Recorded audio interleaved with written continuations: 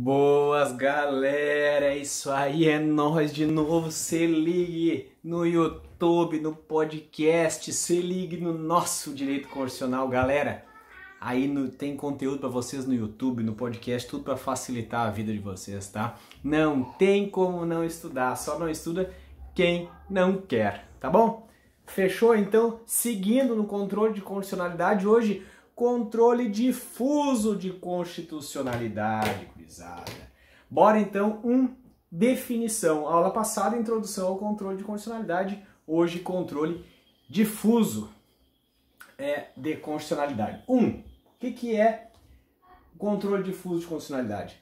O controle difuso de constitucionalidade é o processo de verificação da compatibilidade vertical da Constituição com normas infraconstitucionais, ou seja, processo de verificação da compatibilidade de uma norma infraconstitucional com a Constituição, tá? Que se dá onde? Que se dá no curso de qualquer processo que tramite pelo Poder Judiciário.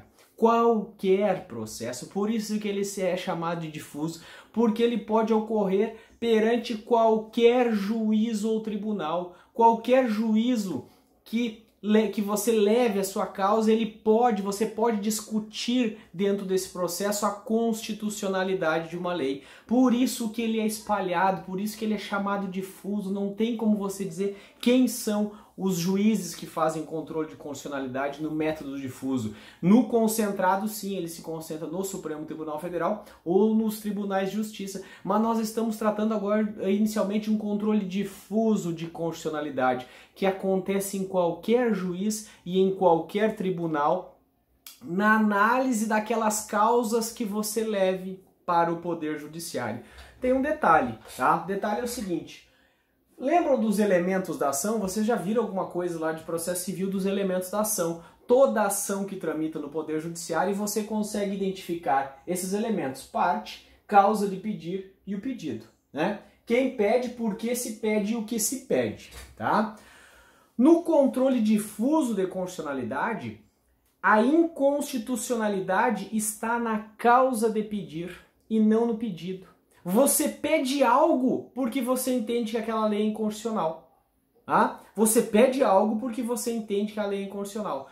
No controle direto de constitucionalidade, que não é o difuso, aquele que se concentra no Supremo Tribunal Federal, você pede a declaração da inconstitucionalidade. No controle difuso, o teu pedido principal, o teu pedido não é a declaração da inconstitucionalidade, mas é o bem da vida.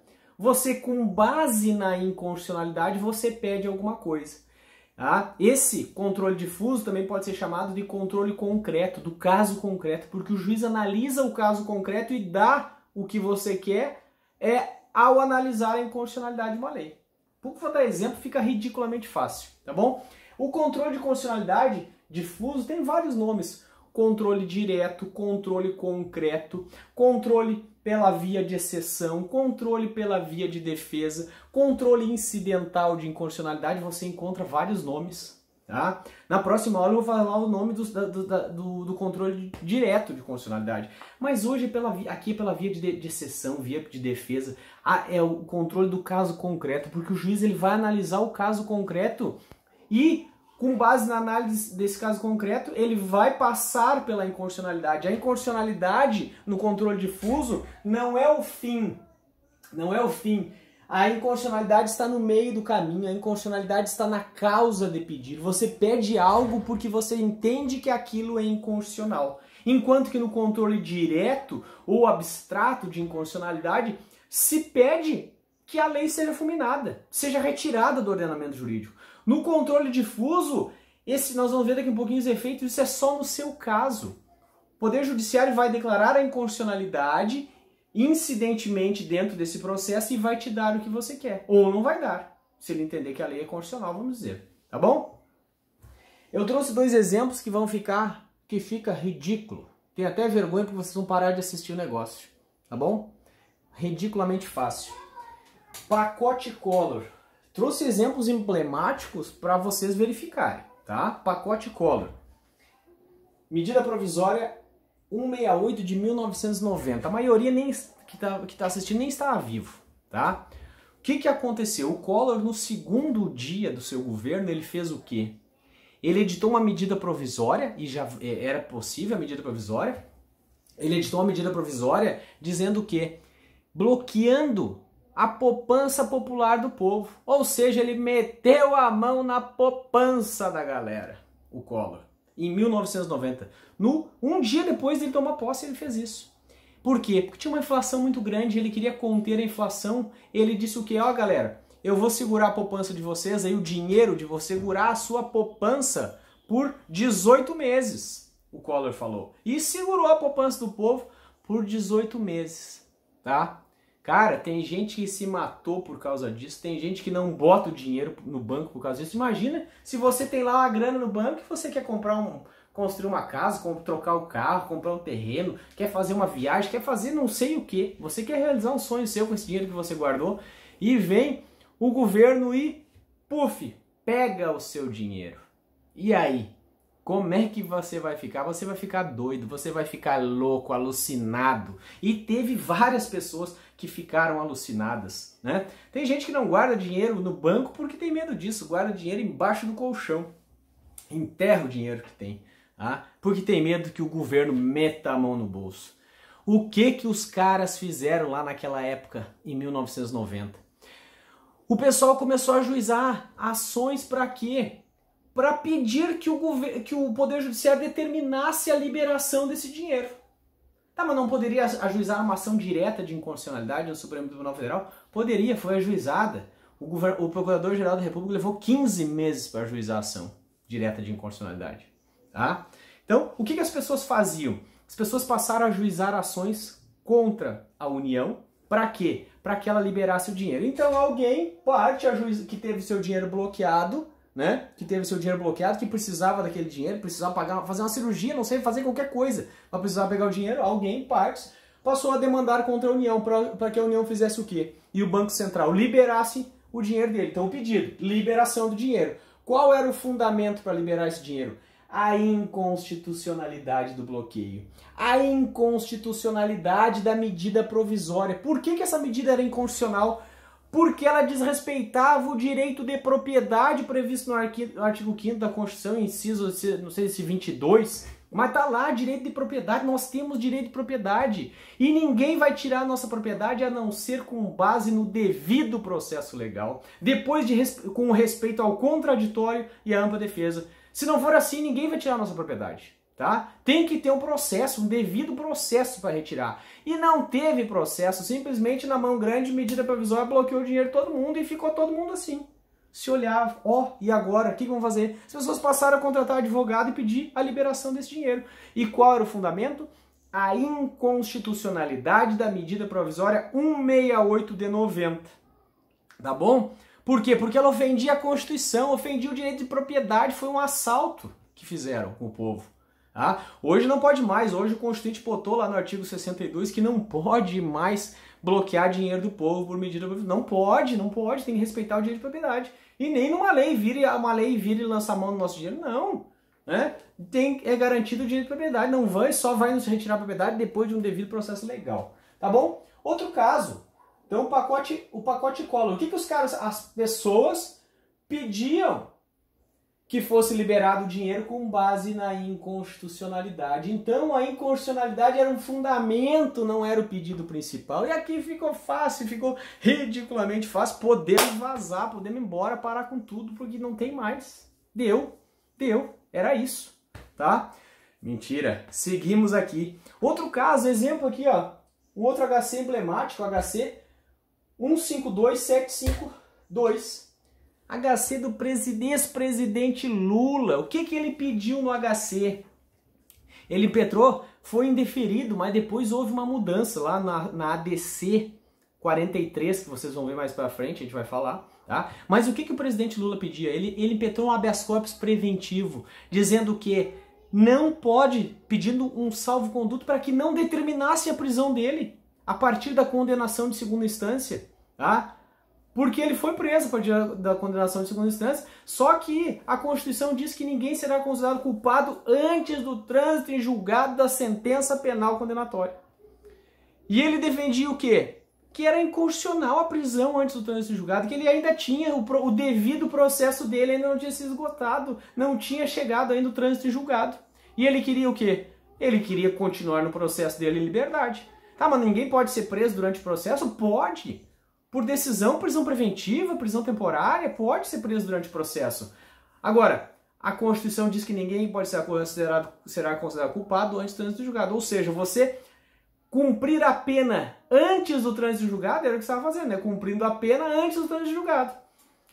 Isso, em tese, ofenderia a Constituição. E foi o que o Supremo acabou dizendo depois no ADC, não no HC, esse aqui que eu estou falando. Mas olha só, como é que era o caso do HC aqui? O presidente Lula entrou um habeas corpus, tá, preventivo, para que não fosse determinada a prisão dele. O pedido era, olha, me dê um salvo-conduto para que eu não seja preso. Ele levou isso no STF, ele pediu no STJ, depois foi para o STF, para que eu não seja preso antes do trânsito julgado. Esse era o pedido. Esse era o pedido. Com base no quê? Na inconstitucionalidade, tá? Que estava da decisão que permitia, que determinava a prisão antes da segunda instância. Tá bom? HC, então, 152725. Então, a inconstitucionalidade era a causa de pedir. A inconstitucionalidade era a causa de pedir. E não o pedido. O pedido era o salvo-conduto para que ele não fosse preso. Tá bom? Já voltamos aqui. Deixa eu apagar o quadro. Só para liquidar aqui, pessoal, mais um HC. HC 82959. Também julgado pelo Supremo Tribunal Federal. Impetrado contra uma lei, a lei dos crimes hediondos, que dizia que a pena do crime hediondo tinha que ser cumprida em regime integralmente fechado. O habeas corpus concedeu aqui ordem para que o paciente aqui tivesse assegurado a individualização da pena dele, tá? Então, o HC 82959 também pode ser usado como exemplo, tá bom? Já volto aqui. Voltando, então, olha só. Postas ali a definição e alguns exemplos, que já ficou ridículo o negócio, tá? Vocês já entenderam que o controle difuso é o que ocorre na análise do caso concreto, na análise de qualquer demanda posta perante o Poder Judiciário, e todo e qualquer juiz pode, no controle difuso de inconstitucionalidade, declarar a inconstitucionalidade de uma lei e dar o bem jurídico de uma espécie normativa e dar o bem jurídico a uma pessoa, tá? Outra coisa, pode ser juiz das pequenas causas, né? Juiz substituto, todo e qualquer juiz, tribunal e tudo. Só tem um detalhe no que toca aos tribunais. Artigo 97 da Constituição, cláusula de reserva de plenário, ou seja, cláusula de tribunal cheio. Como assim? Vocês sabem, né, que um tribunal, nós temos, no mínimo, cada estado tem um tribunal, temos tribunais regionais federais, temos tribunais regionais de trabalho, tribunal regional eleitoral, tem diversos tribunais, tá? Para que um tribunal declare a inconstitucionalidade de uma lei, mesmo no controle difuso, ele precisa o quê? Que essa declaração seja oferecida, seja dada pelo respectivo plenário ou, então, pelo órgão especial, pela corte especial que representa o plenário. Como assim? Você sabe que o tribunal, por exemplo, o Tribunal de Santa Catarina, ele tem vários órgãos fracionários dentro dele. Imagina que chega uma questão em um desses órgãos fracionários, tá? Um desses órgãos fracionários. Esse órgão fracionário, ele não poderá declarar a inconstitucionalidade e dar o que você quer. Ele precisa submeter essa parte que trata da inconstitucionalidade para o plenário. É o plenário que vai decidir. O plenário, decidindo sobre a inconstitucionalidade, devolve o processo para ele julgar e dar ou não o que você quer, tá? Então, chegando no tribunal, existe essa cláusula de reserva de plenário. Então, para que acontece isso? Para que o tribunal uniformize a jurisprudência dele. Imagina se cada órgão fracionário entender de uma forma acerca da constitucionalidade da lei, de uma espécie normativa. Então a Constituição, no artigo 97, diz, ó, nos tribunais, os tribunais só poderão declarar a inconstitucionalidade, e isso se dá no controle difuso, pela maioria absoluta dos seus membros, ou então do respectivo órgão especial. O que é esse respectivo órgão especial? Os tribunais muito grandes, como existe uma dificuldade de reunir todos os desembargadores, a Constituição permite que seja criado um órgão especial, tá? 25, então 200 membros. Então pode criar uma corte especial com 25 membros, representativa de todo esse tribunal. Então, quem vai analisar a inconstitucionalidade, no caso concreto aí, é, no caso, todos os membros, a reunião de todos os membros, ou então o órgão especial desse tribunal, certo? Então, aquele órgão fragmentado dentro do Tribunal de Justiça, ele está analisando um caso, só que para ele julgar ali, está na causa de pedir a inconstitucionalidade. Ele vai parar tudo, ó, aqui há um pedido de declaração incidental de inconstitucionalidade. Ele remete isso para a Corte Especial ou para o Pleno, e o Pleno vai analisar aquilo ali em tese, vai analisar aquilo abstrato. Depois que julgar, vai devolver para o órgão fracionário, promover o julgamento final da causa, do caso concreto que foi posto para ele julgar. Tá bom? Tem exceções, artigo 949 do Código de Processo Civil. Se já houver alguma decisão, precedente do Supremo Tribunal Federal sobre o assunto, não precisa remeter ao plenário, tá? Se isso já foi decidido pelo Supremo Tribunal Federal. Também não precisa no caso em que o órgão fracionário reconhecer a constitucionalidade. Ele reconheceu que a lei é constitucional, não precisa, a lei já tem uma presunção de constitucionalidade. Então ele não vai precisar remeter também ao plenário, ele vai poder julgar.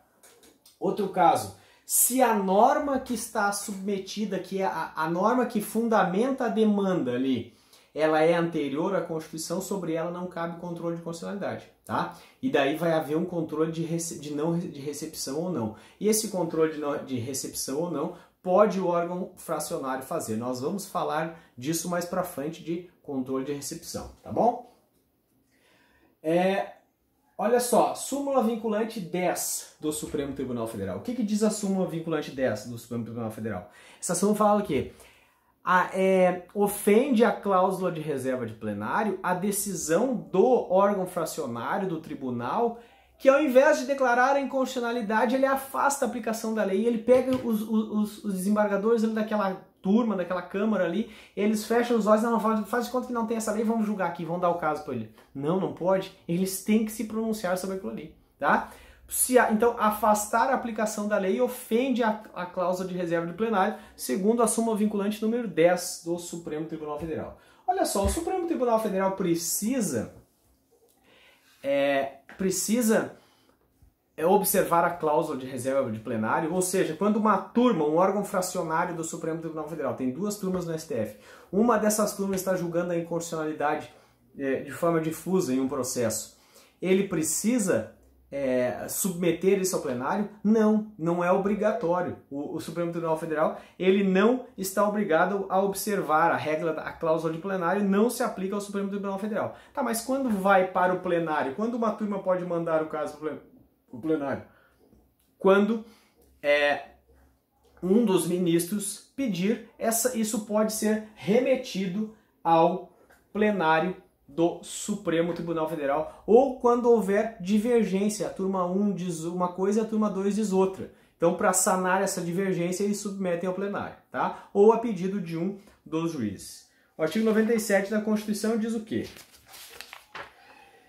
Somente pelo voto da maioria absoluta de seus membros ou dos membros do respectivo órgão especial, os tribunais poderão declarar a inconstitucionalidade de lei ou ato normativo do poder público, tá bom? Turma recursal do juizado especial, ela está sujeita à reserva de plenário? Não, porque ela não é tribunal, ela é uma turma de recurso, então pode ela declarar a inconstitucionalidade, até porque não tem um órgão especial, nem um órgão fracionário das turmas recursais. O juízo monocrático, obviamente que também não, porque ele vai, na análise do caso concreto, ele pode declarar a inconstitucionalidade de uma lei incidentemente e dar o bem da vida para você, tá? Por que ele não precisa observar a reserva de plenário? Porque só ele vai mandar para qual plenário se ele é um juízo monocrático, né? Tá bom? Beleza? Pessoal, não sei se é o ponto número 5, tá? Mas enfim, efeitos da decisão em controle difuso de constitucionalidade. Quais efeitos produzirão essa decisão? Quais efeitos produzirá, né, essa decisão em controle difuso de constitucionalidade? A regra é a seguinte: a regra é que a decisão terá efeitos subjetivos, ela terá efeitos interpartes. No controle difuso, isso. Enquanto que no controle direto, no controle abstrato, no controle concentrado de constitucionalidade, os efeitos são erga omnes. No controle difuso é só entre a parte. Se você impetrou o habeas corpus, se você pediu a liberação do dinheiro, é só para você, para mais ninguém, tá? Então, efeitos subjetivos interpartes. Efeitos temporais. A regra é ex tunc, ou seja, ela retroage lá a edição da lei. Então, se o STF, por exemplo, o caso lá do pacote Collor, determinou a liberação do dinheiro, ele retroage desde o dia em que foi bloqueado o dinheiro, ou seja, ele vai ter que pagar os juros, e tem gente discutindo até hoje os juros, né, daquele bloqueio. Então, efeitos retroativos. Volta lá a data da edição da espécie normativa, tá? Melhor detalhes, eu falei semana passada sobre efeitos ex tunc e ex nunc. Essa é a regra. Contudo, o Supremo Tribunal Federal, ele já modulou os efeitos temporais da decisão de constitucionalidade em controle difuso de constitucionalidade, tá? Ele disse o quê? Não posso dar efeitos retroativos aqui porque vai gerar uma grande insegurança jurídica, vai gerar diversas nulidades, que foi aquele caso lá do município de Mira Estrela que nós falamos semana passada. O Supremo Tribunal, ele modulou, era controle difuso de constitucionalidade, mas ele disse, ó, os efeitos aqui são pró futuro, tá? Só para a próxima eleição essa lei vai ser inconstitucional, tá bom? Então a regra é o seguinte: efeitos temporais ex tunc e efeitos subjetivos interpartes. Suspensão da lei declarada inconstitucional pelo Supremo Tribunal Federal em controle difuso de constitucionalidade. Olha só, quando o Supremo declara a inconstitucionalidade de uma lei em controle difuso de constitucionalidade, essa lei continua em vigência. Por quê? Porque essa decisão ela tem efeitos interpartes. O Supremo Tribunal Federal, no controle difuso de constitucionalidade, ele não retira a lei do ordenamento, ele não joga a lei no lixo. Diferente do controle direto ou abstrato de constitucionalidade, em que a lei é fulminada, em que a lei é jogada fora. A lei deixa de existir, ela é declarada inconstitucional, não tem mais aplicabilidade. Se o Supremo Tribunal Federal declara inconstitucionalidade em controle difuso de constitucionalidade, essa lei continua aplicável para mim e aplicável para todo mundo. Embora a gente vai ver que gera um grande precedente, né? Eu vou falar mais à frente aqui, tá? Mas em regra, a decisão, o STF declara a inconstitucionalidade de uma lei em controle difuso, ele tem que fazer o quê? Nos termos do artigo 52.10 da Constituição, ele precisa comunicar o Senado Federal. Ele declara a inconstitucionalidade, ele vai... Ó, Senado Federal, aqui num caso concreto que chegou aqui numa demanda entre o Cristiano e um outro maluco aí, eu declarei a lei inconstitucional, tá? Então estou caminhando para o senhor, seu Senado Federal, para que vocês analisem aí, se for o caso, editar uma resolução e suspender a eficácia dessa lei em todo o território nacional, tá bom? Então veja aí.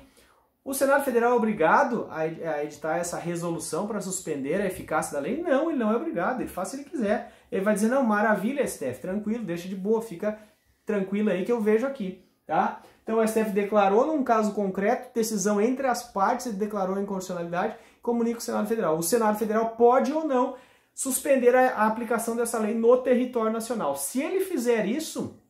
Isso é controle difuso, controle de constitucionalidade, não difuso, controle de constitucionalidade legislativo posterior ao repressivo, tá? Realizado pelo Senado Federal. Falamos semana passada, tá na aula da semana passada. Então, o Senado Federal, ele vai fazer o quê? Com base no 52.10, ele vai retirar os efeitos dessa lei declarada inconstitucional em controle difuso de constitucionalidade pelo Supremo Tribunal Federal. Essa decisão do STF, do Senado Federal, terá eficácia erga omnes, se ele editar a resolução, né, se ele editar uma resolução para suspender a eficácia da lei, essa resolução, ela terá efeitos erga omnes, ou seja, a lei não vai se aplicar para mais ninguém. Só que é ex nunc esses efeitos aqui. A resolução, então, a partir que o Senado Federal suspende a aplicação da lei, essa decisão terá efeitos ou eficácia ex nunc, ou seja, a partir dali, porque não tem como ele suspender para trás, né? Ele suspende a aplicação da lei a partir dali e é para todos, tá? Então veja que mudou, né?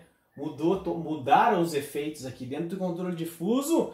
Antes era ex tunc e inter partes, depois com essa resolução do Senado Federal ele se torna erga omnes e ex nunc, mudou tudo, o ex nunc, tá bom? Olha só, como eu havia falado, a teoria da abstrativização ou a teoria dos precedentes. Qual é o detalhe? O Supremo Tribunal Federal, se ele declara a inconstitucionalidade de uma lei em controle difuso de constitucionalidade, isso tem aplicação erga omnes. Contudo, isso vai gerar um precedente. Embora seja só no meu caso, essa decisão vai se estender. Todo o Poder Judiciário vai acabar decidindo igual. Obrigatoriamente vai ter que decidir igual? Não obrigatoriamente. Mas vai ficar difícil se sustentar uma decisão que contraria uma decisão do STF. Então, no momento que ele dá uma decisão, o STF julgou o caso A e B aqui, entre eu e a pessoa, né? O Poder Judiciário, os demais órgãos do Poder Judiciário vão acabar replicando essa decisão. E isso vai gerar quase que o controle difuso, ele quase se abstrativiza, ele quase se torna um controle direto de constitucionalidade, mas ele não torna. Tanto que tem o 5210 da Constituição. O 5210 da Constituição diz, né, que o Senado Federal tem que suspender a lei declarada inconstitucional pelo Supremo Tribunal Federal em controle difuso de constitucionalidade. Não é automática a suspensão da lei. A lei continua vigendo. Só que o Poder Judiciário vai replicar a decisão dada no caso A e B. Todo mundo vai pegar essa decisão e vai pedir igual, né, nas instâncias inferiores do Poder Judiciário. E o Poder Judiciário vai conceder igual, tá? Então, isso se fala em abstrativização, ou seja, a teoria dos precedentes, tá? Porque a decisão do controle do Supremo Tribunal Federal, mesmo num caso entre A e B, num caso concreto, gera precedentes, tá bom? E isso acaba se replicando em todos os processos que tramitaram no Poder Judiciário, tá? Mas a lei continua, a lei ela só deixa de ser válida se for declarada inconstitucional, se for revogada por outra lei, ou alterada por outra lei, ou se for suspensa a sua eficácia por decisão do Senado Federal, tá bom? Nos casos 5210, certo? Para liquidar a fatura, controle difuso e a ação civil pública. O que tem a ver uma coisa com a outra? Ora, vocês não sei se tiveram aula de interesses difusos e coletivos, né? Mas na matéria de interesses difusos e coletivos a gente fala do processo coletivo. E umas ações do processo coletivo é a ação civil pública, tá? A ação civil pública serve para fazer a defesa dos interesses do povo, dos direitos do povo, ou seja, dos direitos difusos. Direitos aqueles que tu não sabe nem quem são os titulares, por exemplo, do meio ambiente. A ação civil pública serve para isso, tá? E em razão dela tratar, a ação civil pública tratar de direitos do povo, tratar de direitos de pessoas indeterminadas, os efeitos da ação civil pública são erga omnes, atingem a todo mundo. A lei da ação civil pública fala nos limites do órgão promotor da decisão, tá? Mas em regra a ação civil pública ela produz efeitos erga omnes, a sentença da ação civil pública. Daí vem a pergunta, pode uma ação civil pública pedir a declaração da inconstitucionalidade de uma lei? Não, a ação civil pública não pode pedir a declaração. O pedido principal da ação civil pública não pode ser a declaração da inconstitucionalidade de uma lei, porque se assim o fizer, ela está usurpando a competência do Supremo Tribunal Federal ou de algum tribunal de justiça, tá? O juiz da comarca vai estar usurpando a competência do outro. Então não pode. A ação civil pública não pode, não serve para declaração da inconstitucionalidade de forma objetiva, de forma direta. Mas pode ser veiculado controle de constitucionalidade dentro de uma ação civil pública? Sim, tá? Desde que o controle de constitucionalidade ocorra como causa de pedido, ou seja, o pedido da ação civil pública é X, né? É o bem da vida, tá? Agora, ele tem como fundamento uma inconstitucionalidade. Pede algo, pede A, porque existe uma inconstitucionalidade. A lei vai continuar. Então o juiz, ao prolatar a sentença da ação civil pública, ele vai dar o bem da vida, vai dar o que a pessoa quer, mas fazendo o quê? Com base numa declaração de inconstitucionalidade. Mas só que a declaração de inconstitucionalidade promovida incidentalmente numa ação civil pública, ela só faz efeitos dentro daquele processo, tá? Então não pode uma ação civil pública pedir a declaração direta de uma inconstitucionalidade. Ela pode pedir algo, bem da vida, com base, tendo o juiz que passar por uma inconstitucionalidade. Beleza, galera? Isso aí, fechou então. A aula também está no podcast, certo? Aquele abraço, fui, até mais, beleza?